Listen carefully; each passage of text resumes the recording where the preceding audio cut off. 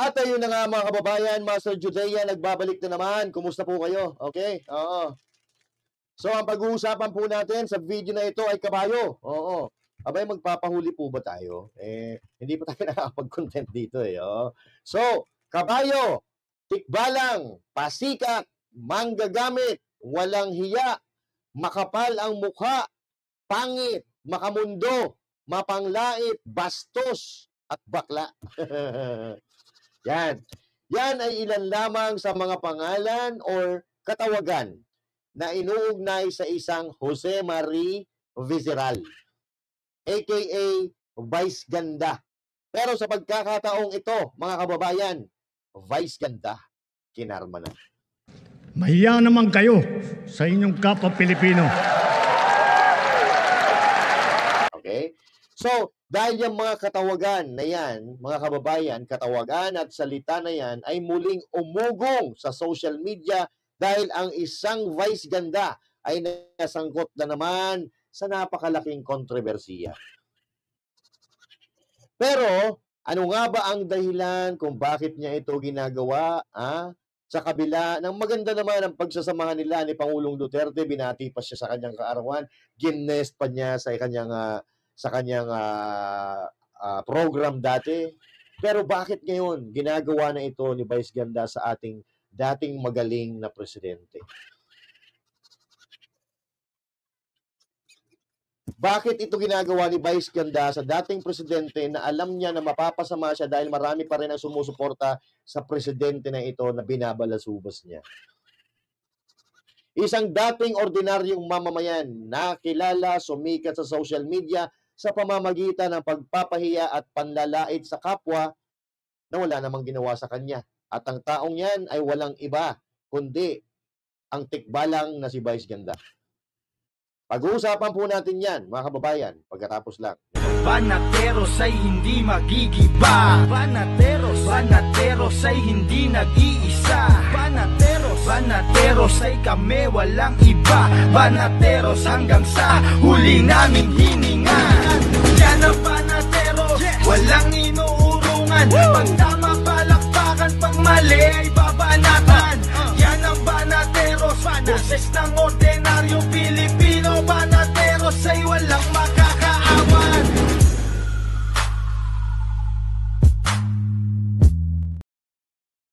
Magandang araw, Luzon, Visayas, Mindanao at sa mga kababayan nating OFW, mga immigrants sa iba't ibang panig ng mundo. Magandang araw po sa inyong lahat. Tayo po ay nagbabalik. At pasensya na po tayo at medyo 4 araw ata tayo hindi nakapag-vlog, no? Dahil sa kadahilanan na tayo po ay nagbakasyon ng konti, diyan sa Cebu at diyan sa Siargao. Sa Siargao Island diyan sa Mindanao, mga kababayan. Pero ganoon pa man, maraming salamat sa patuloy pa rin na sumusuporta at nagla-like, nag-share at nagsusubscribe sa ating channel. At bago nga pala tayo magsimula, batiin muna natin yung mga nakakilala sa atin diyan sa Siargao, diyan sa Cebu, at yung mga nakilala natin diyan sa Siargao at diyan sa Cebu na bigla-bigla na lang lumalapit. Akala ko babarilin ako. Akala ko aawayin ako. Makikipag-shake hands lang pala at saka picture. But anyway, marami nakakilala sa atin diyan sa Siargao, sa Cebu. Sabi sa akin, parang kilala kita. Oo. O bakit? Sabi ko, Duterte? Ay, parang ayokong sumagot kasi baka mamaya saktan ako eh. But anyway, hindi ko na isa-isahin sa mga nakilala natin yan. Nanonood daw sila eh. Oo. Magandang araw po sa inyong lahat. Maraming salamat sa pag-welcome nyo dyan sa inyong mga lugar na napakaganda. Bakalain mo, sikat pala tayo. May makakakilala pala sa atin. Oo. Nagdi-disguise na nga ako, Vice Ganda eh. Nakilala pa rin tayo. But anyway, mabuhay po kayo sa mga patuloy na sumusuporta po sa atin at sumusuporta sa mga Duterte. Mabuhay po kayo dyan. Lalo na sa Mindanao. Diyan sa Siargao. Diyan sa Siargao na napakagandang lugar eh. Solid Duterte pala dyan. Oo. Solid Duterte at ayaw na talaga kay Marcos at kung sino man ang mga hipokritong mga politiko dito sa Pilipinas, no? Okay, so once again, nag-enjoy kami diyan sa Siargao, kaya lang hindi namin nakita si Andy Eigenman. No. Hindi namin nakita si Andy na makipag-picture sana doon. But anyway, ganun po man, we enjoyed. Napakagandang lugar. Actually, first time ko na makapunta diyan sa Siargao at kung may pagkakataon, babalik tayo diyan. Kasi marami pa tayong lugar na hindi napupuntahan. No? Magaganda ang mga lugar, The best, oo. Yan ang sinasabi ko na dito hindi mo na kailangan lumabas ng Pilipinas para makakita ng magagandang tanawin, magagandang beaches, magagandang mga nature dito sa Pilipinas. So, bago kayo lumabas ng bansa, ikutin nyo muna ang Pilipinas. Oo, oo. Napakaganda ng lugar natin. Okay? So, mag-umpisa na po tayo, mga kababayan, at huwag kakalimutan mag-like, mag-share, at mag-subscribe, at mabuhay po ang lahat ng mga Pilipino na naniniwala na may pag-asa pa ang Pilipinas. Okay? So, pag-uusapan po natin itong si Vice Ganda, mga kababayan, dahil over a few days back, talagang ito po yung laman ng balita, laman ng social media, laman ng kung ano-anong social media platform dahil sa kabastusan ng bunganga nitong tikbalang na ito. Oo. Kung gaano siya makapanlait sa kanyang kapwa, ganun din siya kapangit, mga kababayan. Nakita ko na ng personal yan ilang beses eh. Kaya nga ako napapatanong sa sarili ko kung bakit sa ganitong itsura na ito, ang lakas ng loob na makapanlait ng kanyang kapwa. But the thing is he claiming na maganda talaga siya? Oo. I think sa tingin ko naman, hindi naman niya kiniklaim na maganda siya dahil mismong pangalan niya, aminado siya na hindi naman siya maganda eh. Oh, Vice Ganda. So, ibig sabihin, hindi talaga siya yung tunay na maganda. Kasi katulad ng Vice Mayor, Vice Governor, Vice President, they are not claiming that they are a mayor. They are a mayor, they are not a governor, or they are a vice president because they are a vice, they are the spare tire. Okay? Kung wala yung karakter, wala yung main character, sila yung hahalili, sila yung sasalo doon sa ginagawa. Halimbawa, president, vice president. So she is not. VP Sara is not a president. She is just a vice president na ang trabaho ay kung wala ang presidente, dapat siya ang humahalili. At kung matigpay ang presidente, siya papalit. Ganun po yun. Okay? So, sa pagtatawag niya ng sarili niya na Vice Ganda, so hindi niya inaamin na maganda siya. So, kung maubos ang magaganda sa mundo, siya na yung susunod na maganda. Pero imposible. Pero imposible na maubos ang magaganda sa mundo. So, ibig sabihin, hindi siya magiging maganda kahit magparitoke pa siya. At po pwede rin na yung Vice ay kinuha niya, hango doon sa apelido niya na Bisiral, yung Vice yun na kinuha, and I think there's something, there's a twist. Nilaro niya yung pagbibigay niya ng pangalan sa sarili niya na Vice Ganda. I think this is a double meaning. Sa tingin ko, double meaning. Para tawag dito, maging catchy. So, pero para maging catchy, para pumatok and all that, pumatok nga naman. Pumatok nga naman yung Vice Ganda na pangalan niya. Pero, aminado siya na hindi talaga siya maganda. Pero ang tanong nga natin, hindi ka maganda, pero kung makapanglait ka sa kapwa, wagas. So, kahit kailan magpa-opera ka, hindi ka magaganda kasi Vice Ganda ka lang eh. Dahil sa mundong ito, hindi mauubos ang maganda. So, walang silbi yung pagtawag mo sa sarili mo ng Vice Ganda. Hindi ka magiging maganda. Pero ang pinakamalaking tanong dito, mga kababayan, tama ba itong pinagagawa niya? Dahil ang itsura, kahit pangit ka, basta mabuti ang puso mo, maganda ka sa mata na nakakakita at mata na madla. Pero kung pangit ka na nga, balasubas pa ang ugali mo, abay wala ka ng pag-asa. Kaya nangyayari ito sa iyo ngayon kasi balasubas ka. Masama na mukha mo, masama pa ugali mo. So ibig sabihin, hindi tama itong ginagawa niya, mga kababayan. At dati nang nasadlak sa malaking kontrobersiya itong baklang Vice Ganda, tikbalang, na walang kadala-dala. Hindi pa nagtanda. Minsan nang binatikos sa pamamahiya ng mga personalidad like Jessica Soho. Tawagin niyang baboy.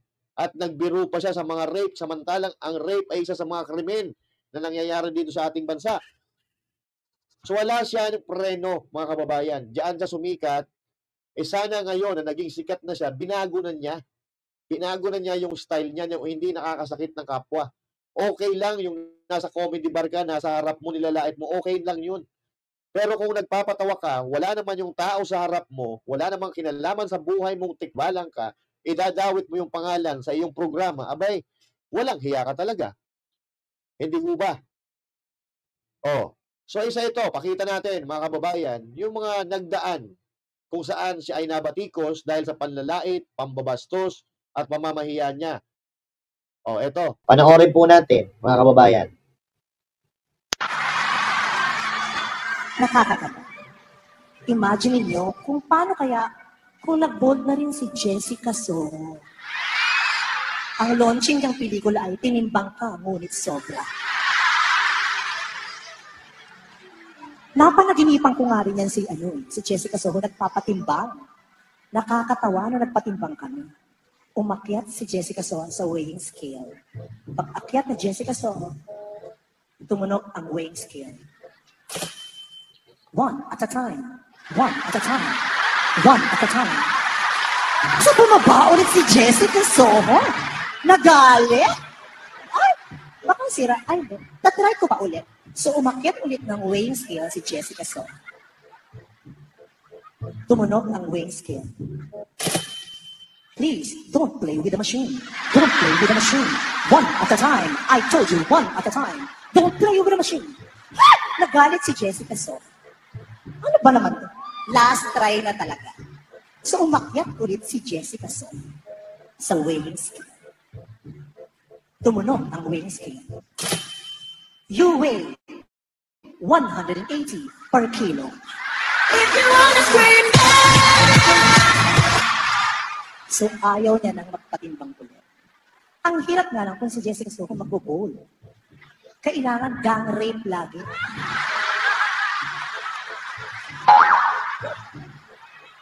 Sasabihin ng rapist, ipasok ang lechon! Sasabihin naman ni Jessica, nasa lang apple.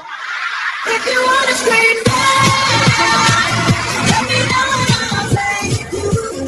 nakakatawa nga yun. Meron daw boyfriend dati si Jessica. Narinig ko lang naman sa mga hindi mapagkakatiwalaan. Ninakaw daw ng boyfriend yung panty ni Jessica. Tapos pinalabahan. Nung dinala sa laundry, ang chinikan, comforter.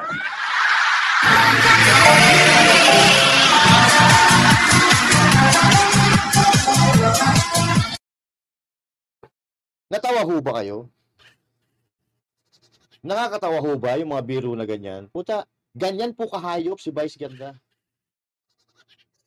Yung lalaitin mo yung kapwa mo na wala kang paintulot tapos sasabihin lang sa bandang huli, joke lang. It's not acceptable, mga kababayan.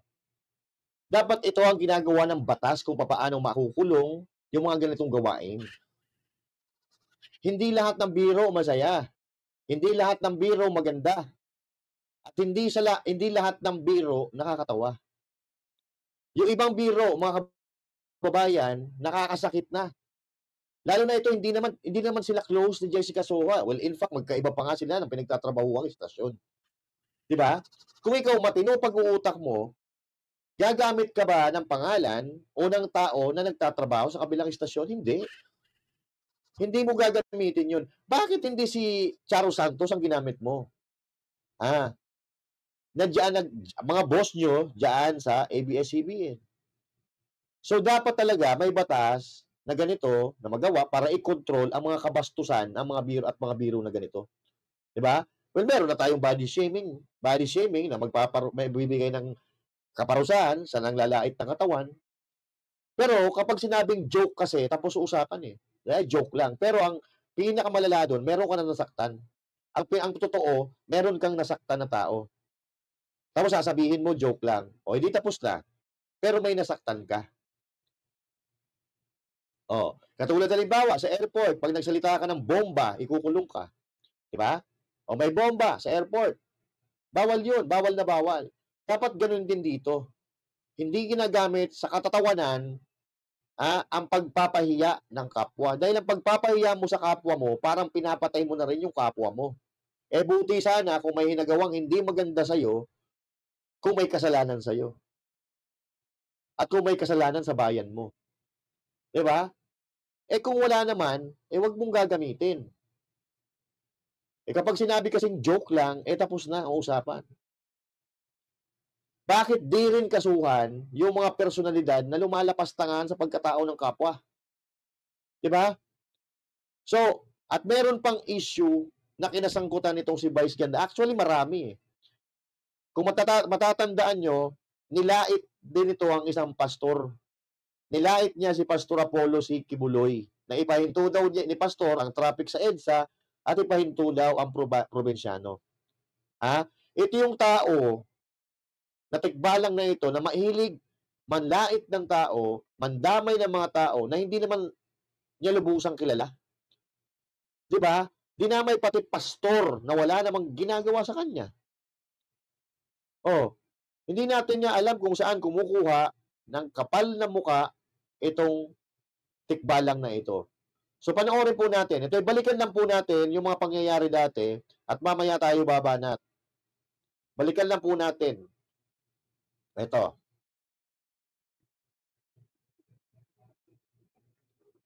Wait lang walang sound. Pa ito, nakahinto na nga eh. Wait lang. Yan. Sige nga, punta kang gitna ng EDSA, stop mo yung traffic doon. Paano kung pa ito, nakahinto na nga eh. Dapat nung sinabi, pabilisan ang traffic. Let traffic flow. So hinahamon kita Kiboy, pahinto mo nga ang probinsyano. Kailan mo ba gustong mapa-stop ang probinsyano? Yan. Ikaw, pwede ka. Kailan mo gustong i-stop? 1 buwan, 2 buwan, 3 buwan, 4 na buwan? Ikaw, pwede ka. Wala naman kung pakialam doon sa probinsyano. But the challenge is accepted. Pero hindi ako magsasalita. Hintayin ko na lang. Baka sa 4 na buwan, hindi lang yung probinsyano may stop. Baka pati yung network mo, stop na yun. Si Kiboy lang ang magpapahinto ng probinsyano, abangan nyo yan. Stop! Gaganyan ka lang. Pahinto mo pala ang Lindol eh. Apakayabang nyo pala eh. So kayo, pag kayo nasa entertainment at masyado na kayong sikat, pati yung network niyo masyadong sikat, think about helping humanity.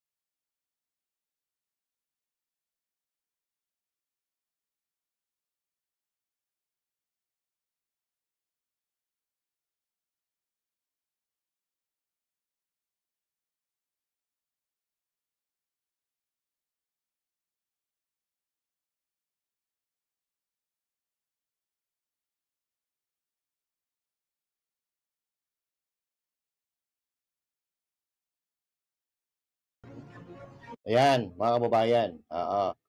So, yan po. Tapusin natin. Yung iba dyan, wala na akong masasabi sa kanila. Pero yung challenge mong yun, hindi lang ako nakarinig nun. Hindi ang Diyos nakarinig nun. So, hindi kita hahatulan. Ihintayin ko na lang kung ano ang kalalabasan ng challenge mo. Ayun. So, ano po yung nangyari? Ano po yung nangyari doon sa ABS-CBN? Di ho ba isinara yung ABS-CBN? At nawala yung traffic sa EDSA dahil doon sa pandemya.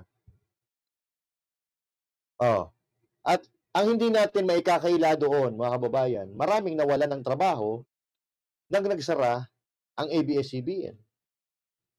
Hindi kaya itong si Vice Ganda ang sumpa dyan sa ABS-CBN? Hindi lang nila nahahalata dahil akala nila marami ang fans ni Vice Ganda, marami ang mawawala sa kanila. Marami ang kitang mawawala. Hindi kaya itong si Vice Ganda ay salot talaga, in denial lang ang mga tao dahil marami siyang pera. Actually, kung titingnan mo lang si Vice Ganda sasabihin mo sa sarili mo, ay sumpa talaga ito. Sumpa dahil kung ano po yung itsura niya, ganun din kapangit ang pag-uugali niya. Ilang beses ko na nakita sa personal niya, ng harapan, nakakadiri ang tsura talaga. Ang kapal-kapal na make-up, di ba?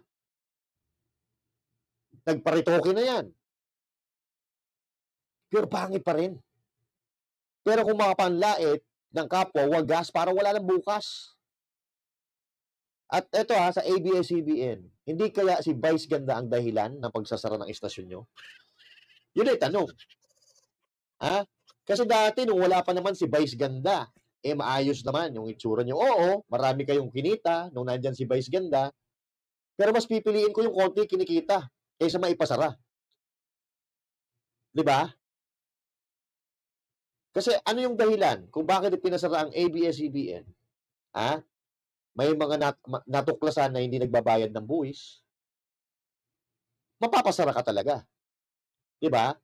Kung ikukumpara natin doon sa SMNI, yun, pinulitik ka talaga.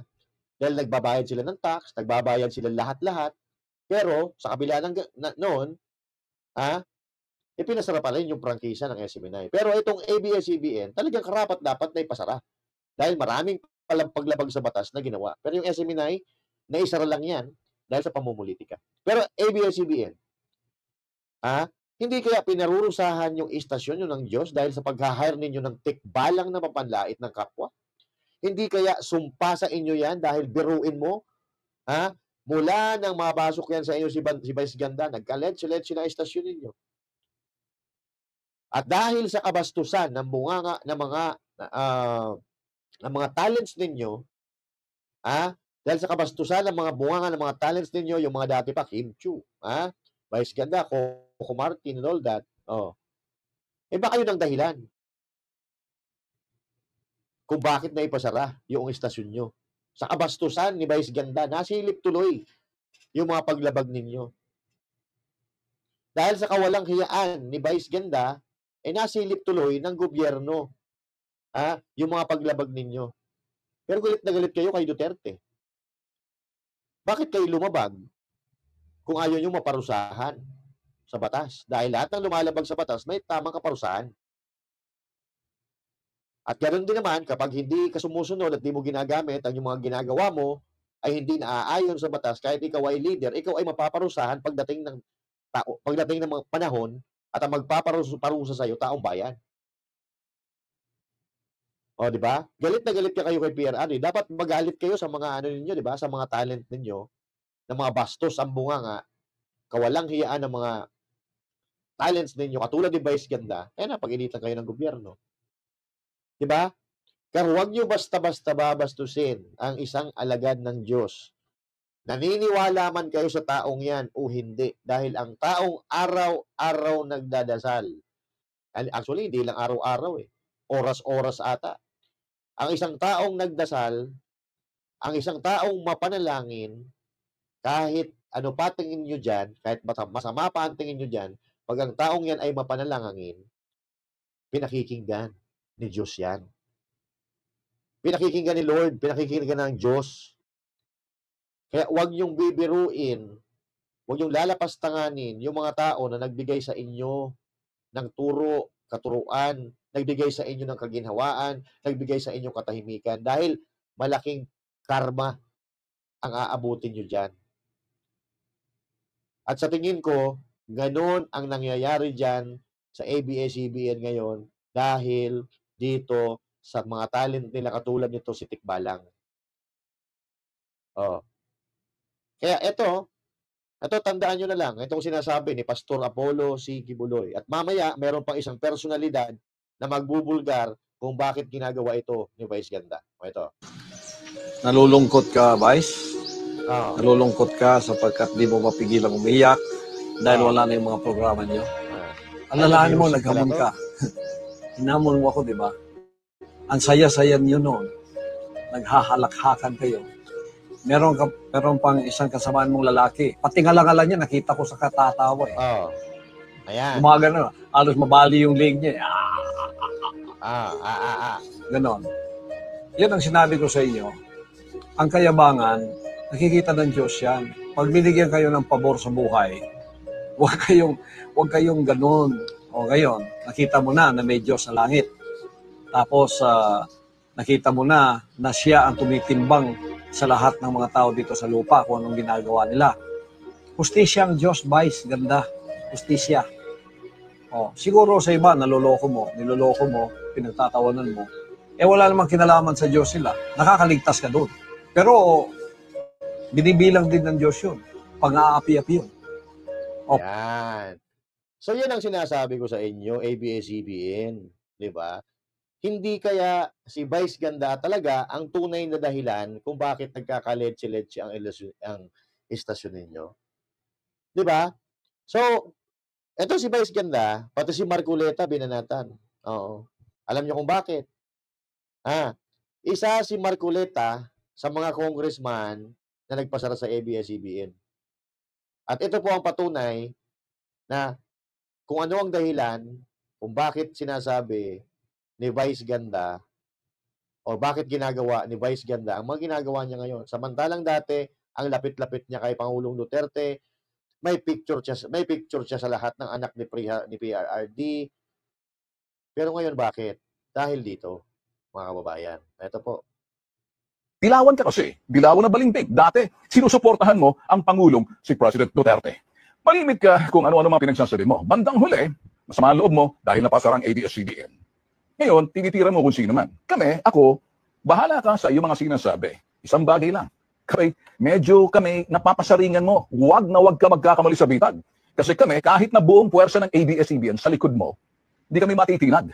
Kahit na buong dilawan na mga politikong dinidikitan nyo, sa kagustuhan nyo sumipsip para mabalik kayo sa ere, ala akong pakialam. Kahit na si Leni Robredo, Isko Moreno, sino pa, si Lacson, sino pa yung mga kaalyansa ninyo, kahit na Manny Pacquiao, pag-uuntog-untugi kong ulo ninyo, una sa lahat, yung kulay pa lang suot mo, dilaw na yan. Kami mga Tulfo Brothers, hindi kami mga dilawan.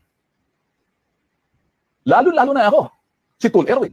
Nagpahayag si Tul Rafi, ang laki ng respeto niya kay PRRD na posible yung sinasabi mong mga kawatan, magnanakaw, maybe siguro hindi mo lang masabi, Bongbong Marcos. Kasi pag sinabi mong Marcos, Duterte, Marcos, yan ang gusto niyong hadlangan na huwag makaupo sa Malacanang. Kasi pag nakaupo yung Marcos, nakaupo uli yung Duterte, wala kang magagawa kung yan ang lalabas. Kinakatakutan ninyo kasi mawawala pa rin kayo sa ere. Ngayon, sa kagustuhan mong sumaltik na kuminsan ala ka nang masabi, alang laman ng utak mo, kachorba-chorbahan, kanya mga pinagsasabi mo, I take it very personal.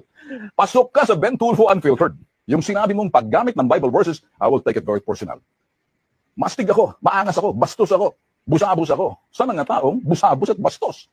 Pero hindi mo kilala kung sino ang kami. Huwag mo na akong kilalanin. Ang ayaw ko lang, madamay kami sa mga pahayag mo, sa mga salita mong walang katorya-toryang palabas ninyo. Hindi kami kapareho sa inyo. Estilo namin sa bitag, ipagtanggol ang mga inape, kinawawa, walang kalaban-laban. Ikaw, ini-entertain mo, sino-chorba-chorba mo lang, sumablay ka na. Kahit na nga mismo si Senator Tito Soto, may issue ka, Jessica Soho, nilait mo. Kung sino-sino nilalait mo, gusto kong maringlaitin mo ako, makakatikim ka sa akin. Tilawan ka kasi. Yun. Inala na sa Kamara ang kauna-unahang impeachment complaint laban kay Pangulong Bongbong Marcos. Yun. Oh. Dilawan ka kasi, Vice Ganda. Yun ang isang dahilan, ha? At isa pa sa dahilan, mga kababayan, yung magpapasara ng ABS-CBN. Doon hinuhugot ni Vice Ganda yung galit niya kay PRRD. Pero dapat, alam nyo ha, kayong mga bossing dyan sa ABS-CBN, dapat kung may kagagalitan kayo, kundi walang iba, kundi yung mga talents ninyo.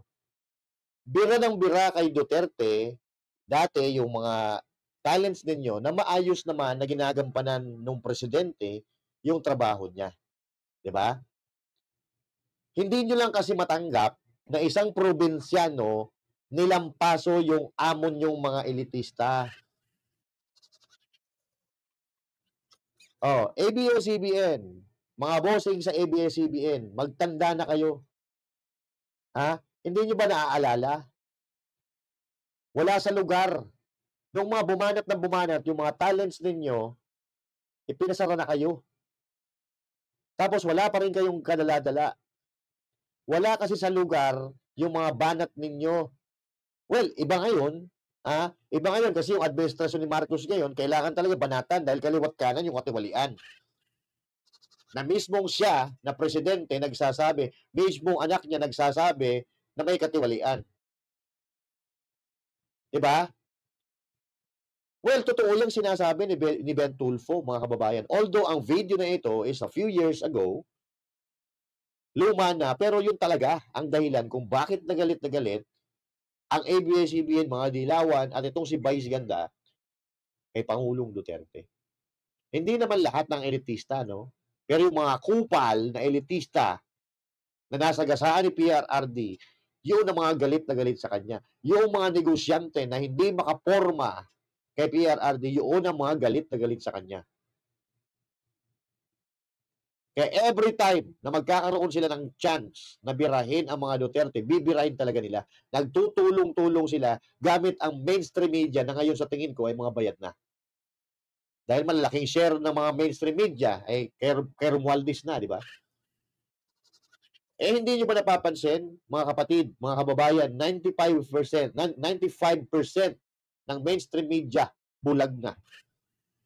Kasi nga, takot sila sa mga amo nila. Pero ito, tatandaan nila, hindi natutulog ang karma. Itong ginagawa nila kay PRRD na nagbigay sa ating mga Pilipino, nagbigay din sa kanila ng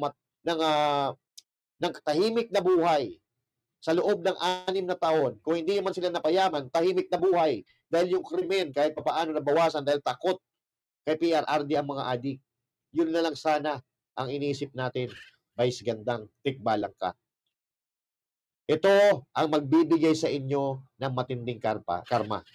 Piruin mo yung isang presidente, binigyan ka ng katahimikan, 6 na taon, lalapastanganin mo.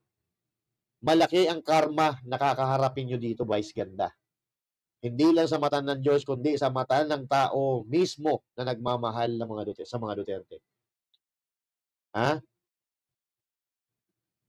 Binanatan mo si Duterte, binanatan mo yung China, pero ikaw, Vice Gandang tikbalang na ipokrito ka, yung business mo pala, ang may ginagawa sa China. Hayop ka talaga. Ha? At bang balita ko, medyo bumaba rin daw ang sales ng McDonald's at iba pang kumpanya na may kinalaman si Vice Ganda diyan sa Visayas at sa Mindanao. Well, wala namang kasalanan dito. Wala namang kasalanan dito yung McDonald's o iba pang mga brands. Wala silang kasalanan. Ang mali lang nila, kumuha sila ng mag-i-endorsong baklang kabayo na tarantado at yun, nadamay sila. O eto, may iba pang pinopromote ito, mga kababayan, na binoboycott din ng mga supporter ni Pangulong Duterte. So eto po, mga kababayan, yung mga ini-endorso ni Vice Ganda. Ayan. So number 1 na po dito ay McDonald's. Oo. Kaya nga ako, hindi na ako nagsa-Shopee eh. Hindi na ako nagsa-Shopee, matagal na. Sa Lazada ako tumitira ng mga gusto kong bilhin. Belo, number 3. Yan. Vice Cosmetics. Anastasia Beverly Hills. Olay. O, di ba? Pero inyo, marami kayong marami kayong kakompetensya. Maybelline. O. Frantro. Santi Barley. Oo. Game Zone. Online gaming. O. Tingnan nyo kung gaano kaipokrito ang tikbalang na ito. Dati ayaw niya sa sugal. Pero ngayon, ladies and gentlemen, siya po ang numero 1 personalidad na sikat na tagapag-promote ng isang sugal. At number 11, CDO Pork Tocino. Aba, milyon-milyon pala hinahakot nitong hayop na to. Kasi napakarami ng produkto na ini-endorso. At ngayon, dahil sa kakupalan mo, dahil sa katarantaduhan mo, pati itong mga walang kinalaman na mga brands na ito, madadamay dahil sa kahayupan mo. Yan. So, walang mali ang mga brands na ito. Ang pagkakamali nila, kumuha sila ng tikbalang na mapanlait, balahurat, balasubas na tikbalang na bakla. So, wala akong problema sa bakla. Wala akong problema. Oh. At ang balita ko, mga kababayan, pati daw po, diyan sa Showtime, tinignan ko nga naman, Lunes, Martes, Miyerkules, parang wala po. Oo. Parang wala po si Vice Ganda sa Showtime. Kasi kahapon, 13, tinignan ko, wala po siya dyan. Oo. Buwang tinanggal na. Sana nga tanggalin na nila. Tanggalin na nila kasi salot sa kanila yan eh. Wala namang problema maging bakla. Ang problema, kung bakla ka na nga, puro kang gaguhan pa pinagsasabi mo at pinagagagawa. Diba? O, tandaan nyo. 2 kasarian lang ang nilalang ng Diyos sa mundong ito. 2 kasarian lang ang nilalang ng Diyos sa mundong ito. Babae at lalaki. Doon pa lang sa katauhan mong kabayo ka, kasalanan na. Hindi ka pa gumawa ng tama. So again, I don't care kung bakla ka, ang binabanata natin dito, yung baklang balahura. Sabagay, baka ito rin ang gusto ng mga boss nila. Sa estasyon nila dyan sa ABS-CBN. Oh, kaya magsama-sama sila. Kung kagustuhan din nila itong si Vice, ginagawa ni Vice Ganda, magsama-sama sila sa pagtanggap ng karma. Di ba? Oh. Kasi yung mayayaman na ganito, mga ganyan, aarayan. Aaray po yan. Kapag nawala yung tinatawag nila na sa kanila. Aaray ang mga yan. Yung unang karma nila. Pero yung mga tao o yung mga mayayaman ngayon na galing sa hirap, na walang pakialam sa material na bagay, hindi sila masasaktan dyan. Hindi sila masasaktan. Dahil hindi sila attached doon sa mga personal, sa yaman, hindi sila attached doon. At may mga kilala akong tao na ganun. Katulad ng SMNI. Diba?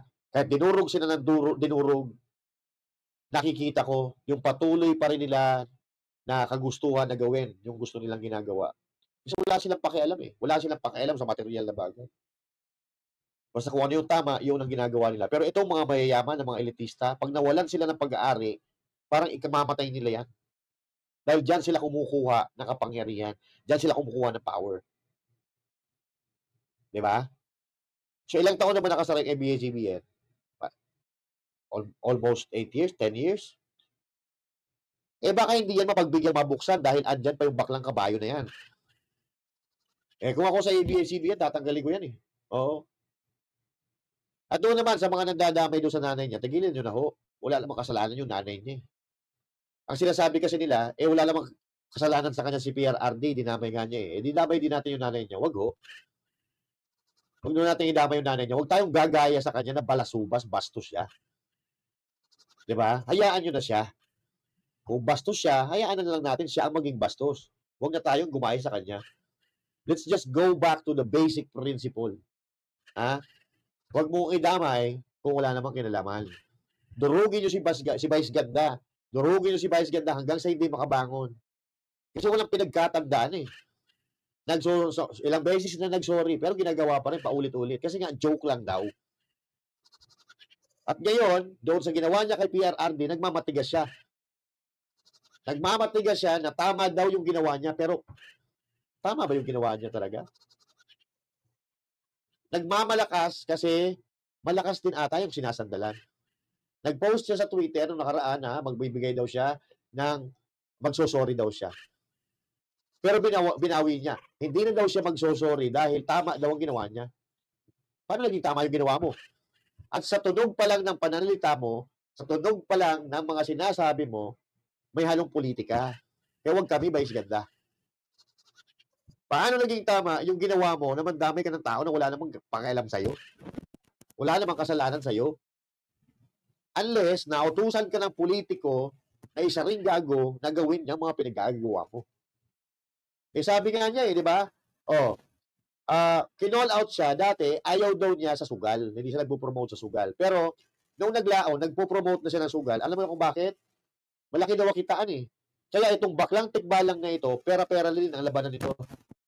Wala rin dangal ito. Sabagay, wala naman talaga siyang dangal eh. Di ba? Kaya yung mga amo nito, ay sabagay, kung nagagamit pa nila, walang pakialam yung mga amo niyan. Pero, sumpa yan.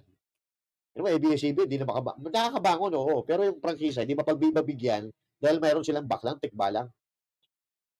Di ba? Yung pera, sabihin na natin, bilyonaryo ka. Putangin na, pwede kang maging masaya kahit wala kang ganong pera. Pero ang tanong, masaya ka ba? Masaya ka ba o binabatikos ka ng mismong konsensya mo dahil sa pinagagawa mong katarantaduhan?